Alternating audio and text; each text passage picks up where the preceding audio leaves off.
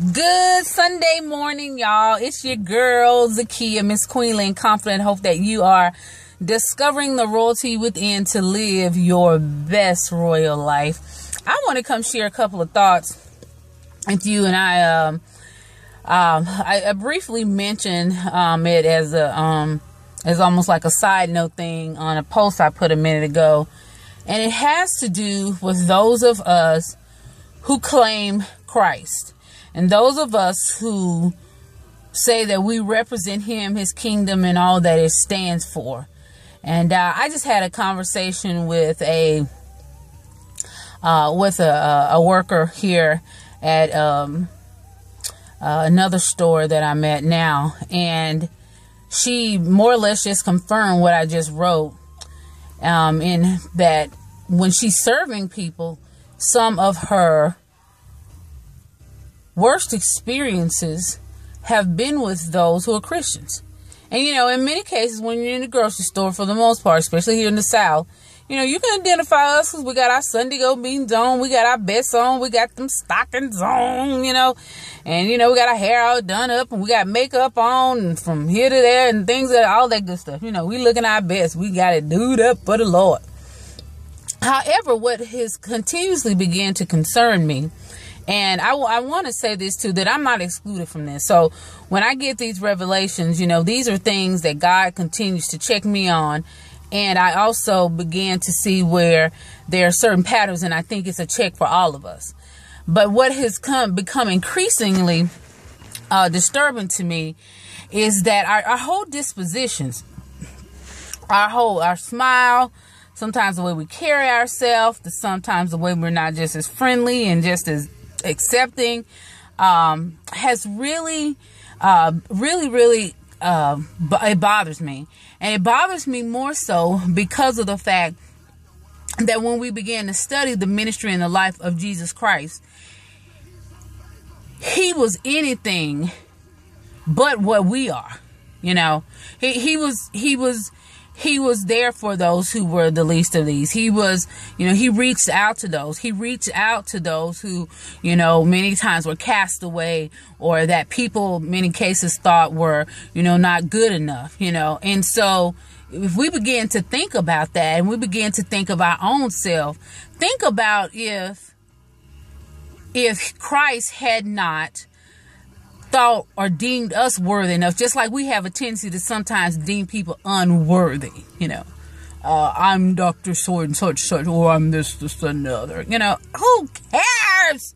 Really? Who really cares, you all? I mean, it is so past the time for us being in these boxes of who should be acceptable, who is worthy of our attention when it actually comes to our faith and our belief systems, and who is the right people to be associated or acquainted with when it came to that. So when again, referring back to the life of Jesus, when Jesus was out, and he was doing his ministry, and he would start looking at the disciples. These were not people who had no clean slates. They are such as some of you, as the Bible say. So same thing was happening for us. So what makes us think that at any moment we should not be able to give grace to people who are going through their seasons, who are going through their life challenges and things of that sort? Again, such were some of you. So let's not be so quick to forget where we've come from, so quick to forget what God has done. You might have been delivered from homelessness.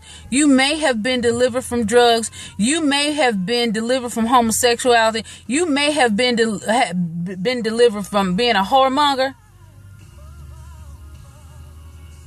But that does not,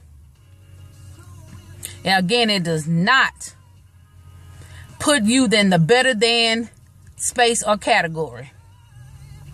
And that if we are to be a reflection of Christ, that means we rep him everywhere.